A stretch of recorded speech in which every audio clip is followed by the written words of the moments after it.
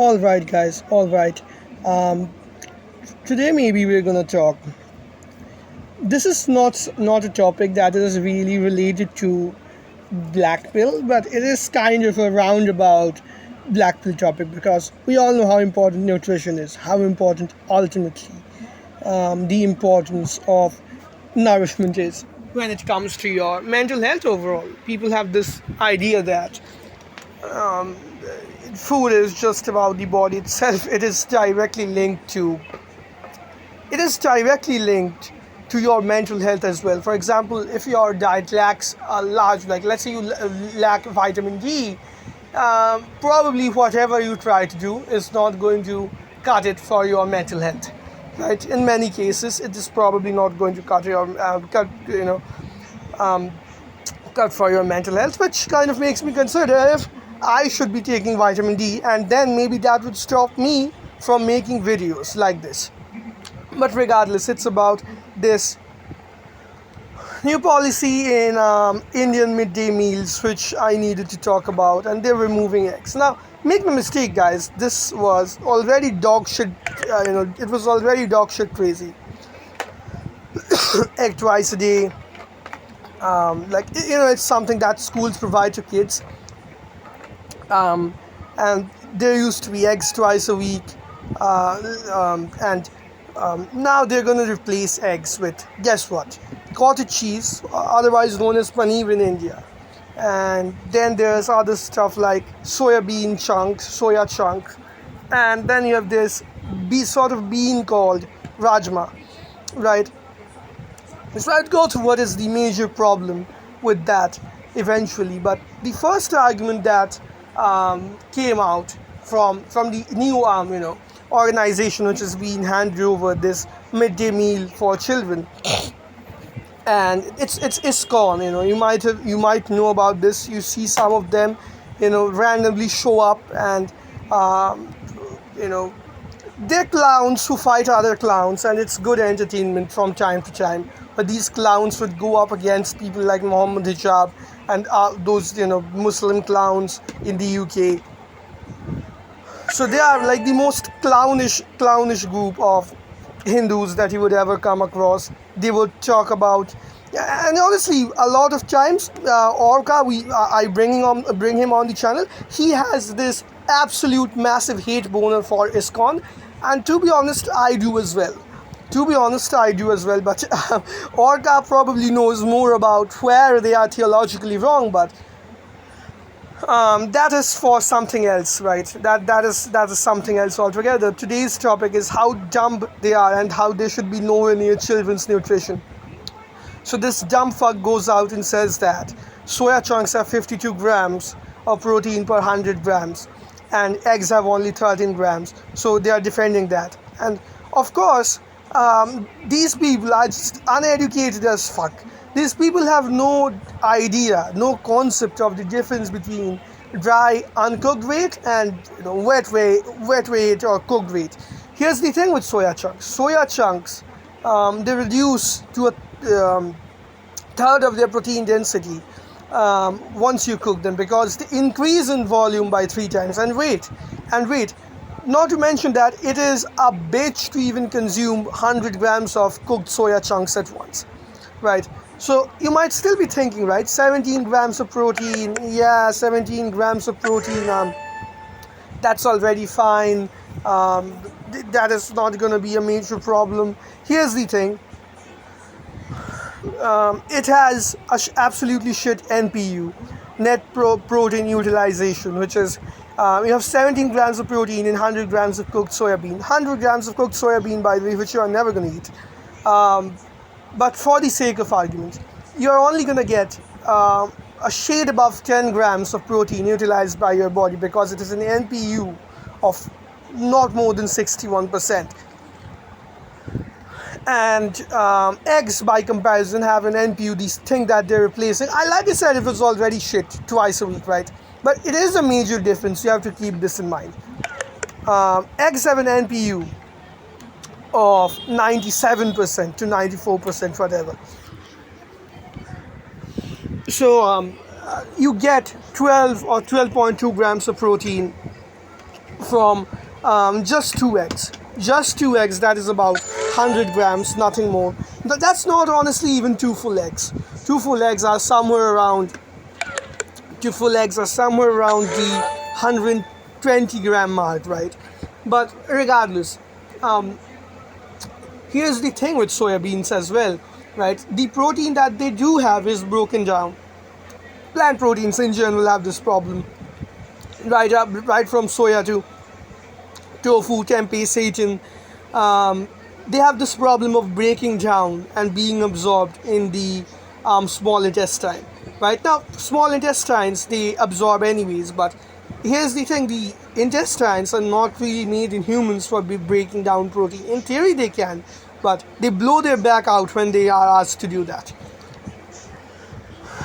and that causes a shit ton of bloating. Just the entire point is plant protein sources, with the exception of maybe protein isolates, are going to be a bitch on your small intestines, right? They're going to be a bitch on your small intestines, and they're gonna blow their back out harder than Chad blows your looks matches back out when it comes to digesting protein.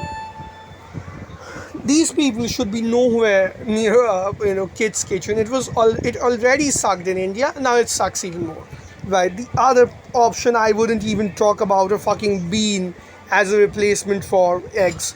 The third is, however, cottage cheese, and this one is kind of 50-50. This one is kind of 50-50. It has probably even slightly better NPU than eggs. But here is the other problem. It is mainly casein protein. So it is going to take 3 or 4 hours to digest anyways. It's not albumins. It is not something that you get from eggs. These are, by definition, coagulated blocks. So they're going to be a lot tougher on your stomach anyways. Now, on top of that, consuming, let's say, 80 to 90 grams of protein, the same thing that gives you the same amount of protein as 2 eggs, this is not as bad as soya chunks, that consuming 100 grams of that is going to absolutely bloat the shit out of you. But this is not going to bloat you. This has a tendency to cause GERD. Like, keep in mind, guys, it's a cheese. There is no reason that you should be consuming 100 grams of cheese every day. And more importantly, and this is the most important part, they're not going to give you 100 grams of paneer or cottage cheese, whatever. They're not going to make you feed 100 grams of soya bean, because the budget was already abysmal. It is still abysmal, right? It is still abysmal. It is probably always going to be abysmal. Now here's the third thing though, and this is the most important and unempathetic part of all of this. If you are not an Indian and you are listening to this, I want you guys to know that Indians are really unempathetic, right? These guys would go on and say shit like, kids can just have eggs at their home, the protein fulfillments are going to be done. These guys, first of all, have no idea that, again, with cottage cheese, you have a lack of choline, you have a lack of these vitamin K, these tons of vitamins and minerals which you only find in eggs in that kind of a concentration. The common argument is, oh, the kids can just have that at home. Motherfucker, you have no idea what kind of lives so many of those kids who receive that midday meal program have. You have no idea how fucked up it already was, and it is going to get fucked up even more. They already had an absolutely shit protein source, absolutely horrible frequency of getting eggs, milk, whatever. And now you are going to take that away from them. And now you people are going on about how this is better for them, how they can just get those things at home. Dude, a guy who makes something along the lines of $1 per day doesn't have the luxury of buying their kids 2 eggs, right? They do not have the luxury of buying their kid 2 eggs, and they are the sole earning member. That is the problem with you people. You people don't understand how fucked up life is. There are people in India, in the deep, remote parts of India, and these are absolutely heartbreaking dystopian things. There was a kid, I remember this case distinctly. Um, um, they are like so fucking starved. The girl, she eats a potato that her dad had left out, something as cheap and relatively commonly found for people like me, and the dad straight up kills her, right?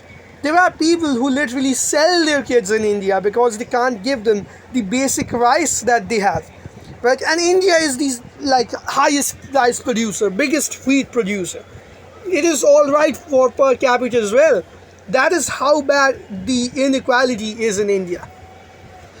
It's like a microcosm of humanity where you have the best of the best and you have the worst of the worst, right? You have the most horrible, heartbreaking things happening to kids in India, and then you have these people who have relatively better lives saying that they can just have eggs at home. Dude, they're going to grow up not learning what an egg tastes like because their parents don't have that money to get that to them, right? And the midday meal program was probably the only thing, which kind of brings me also to the next point. Beyond nutrition, there's always this human factor where you have to consider things about taste. If I have to explain this in a society, if I have to explain this to people, then we are already too far gone, too far beyond saving. Kids who do not have enough money to probably even get 2 meals a day, to the point that they need one meal fed to them by the government, are probably not going to have access to those things that they like. You think that non-vegetarian food is something people have this easy access to? Dude, people in India, many of them who are dependent on this midday meal program, they do not have access to fucking rice.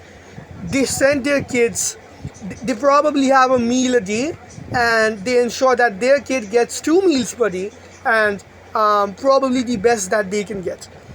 My parents, my mom and her brothers grew up on a diet of basically rice and pickles, right? That's the diet that they grew up on. That is how bad it is. And they ensured that I didn't grow up on that. They ensured that I was growing up on a diet of milk. I know what parents do, good parents do in these countries, in order to ensure that their kid has a better life than them. There are good parents out there. Not all parents raise their children like potatoes. Like they have, you might still question that. They should be thinking about maybe the child is not going to have a best life. Now, again, I would discuss something about this later on. Sometimes guaranteeing a very good life to your kids, trying to guarantee a very good life to your kids, exposes them to excessive competition. Now, let's say that my parents had a very shit upbringing, right? My mom had a very shit upbringing. She ensured that I had a better life. My uncle as well, my maternal uncle as well. But here's the thing, they had this tendency that I have to send my kid to the best school, I have to send my kid to ones where you have to pay more for it. And here's the thing, even though they are getting me in a better place than maybe 95% of the Indian population, we have all of these appliances at home which are uncommon in India. You have an air conditioner, you have a washing machine, you have a microwave oven, you have gas stoves, you have which are lit by gas, you have functioning toilets, you have a proper 125 ampere connection, you have table fans, you have lights. All of these things are not very common in India. There are still people out there who do not get this stuff. But here's the problem. When you constantly do that, you raise your kid above those people, but you send them directly to compete with the best of the best in those schools. So when you are improving your kid's life, you kind of also have to understand that your kid still has limitations that are obviously passed down by your genetics, so you do not expose them to a life that makes them feel inferior. Give your kid the best home, but probably do not send your, if you have average genetics, do not send your kids to the schools where you have the hottest, most well-fed and most well-off populations, because then your kid is going to compare themselves to them. This is kind of the problem with what I did. Today, maybe I am grateful to my parents. I am grateful. I would never say this to my mom's face. I would still whine to her about how fucked up my life is, how like we have been through all of that. But I admit that she has given me a better life. She and my maternal uncle have given me a better life than 95% of Indians.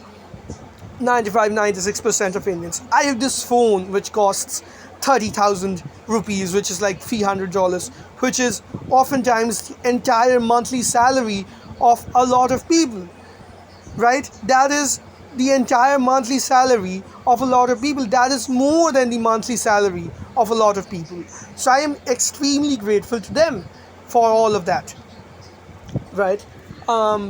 Regardless, the point I was making is, when you have a population that is this fucked up, you have this tendency of people who are somewhat better off to have a lack of empathy, right? The kind of lack of empathy I did when I thought that my life is extremely bad when it comes to India, right? This is not to say that my struggles are not real. I have been forced into an environment. I have been forced into a friend circle. I have been forced into a world, where I have to interact with people who are far better off than me. I cannot live in a village. I have no connections to any village or places where the living conditions would favor me. It is not that easy. I do not have that amount of money to move out and have a family there. But while my problems are real, I still cannot be insensitive to the fact that so many people have worse lives than me. The issue is, there are so many Indians who do not understand this. They think that for them a midday meal egg is optional. They can have eggs, 3 or 4 eggs at home, which I have, by the way. I understand completely that this is not common for the average Indian. This is maybe common for the average Indian if their parents are lower middle class and throwing the kitchen sink at their kids so the kid can have a better life. But this is not normal for anyone who is the lower class. Anyone who is in that bottom 45-50% of the Indian population, who live in third world conditions, this other 50%, 40%, they think that their life is the normal. In a way that I must say I agree with Veer Das. Veer Das is unfunny. Veer Das over-exaggerates certain conditions like rape and murder, which are not any more prevalent in India than it is in the West. But he is right. We live in two Indias where we have two separate sorts of belief system. We live in an India where two groups of people are completely alien to the lifestyles of the other, and they think that it is that easy for them, and therefore these kinds of comments are what you see on Twitter, on Facebook, from those people who are in the upper 40-45% earning bracket, who have access to basic nutrition, right? Who think that their life is the common way of life. Then this is the funniest shit. I will just go ahead and complete this. This famous Indian cricketer, probably the second greatest batsman of all time, Virat Kohli, and he is vegan. Virat Kohli is a vegan, and he had this fuck up claim that he is not even vegan, he's like vegetarian. He has this fucked up claim that, having non-vegetarian food gives me tingles, having non-vegetarian food gives me backache. Bitch, you are lying. You are a great cricketer. You are one of the top athletes in the world. Even if cricket is not the most popular sport worldwide, the kind of things that guy does on the cricket field is insane. You would probably be asking, is it even possible for the human body to do those things? But here's the thing. You are just lying when you say that you get back tingles. That is caused by a deficiency of B12. Anyone, that is only caused by having a deficiency of B12. You are not having a lack of B12 vitamin if you are on a non-vegetarian diet, right? You can probably have more of that if you have a vegetarian diet. So he's just lying. His wife is vegetarian, so he has to cope about it. Now, why this doesn't make sense for all of these Indians is, you are not that guy. You do not have genetics like that guy, and also you do not have access to supplements that you are going to pay for. It would be much easier for you to pay for eggs instead.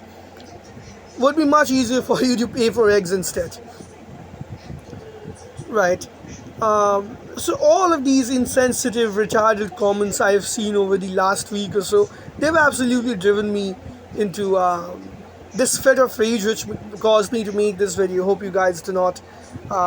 If anyone watches this video, that is, hope you guys maybe like. You don't have to share this shit. They're probably. I would appreciate if you guys comment your thoughts about it. You probably don't even have to like this video.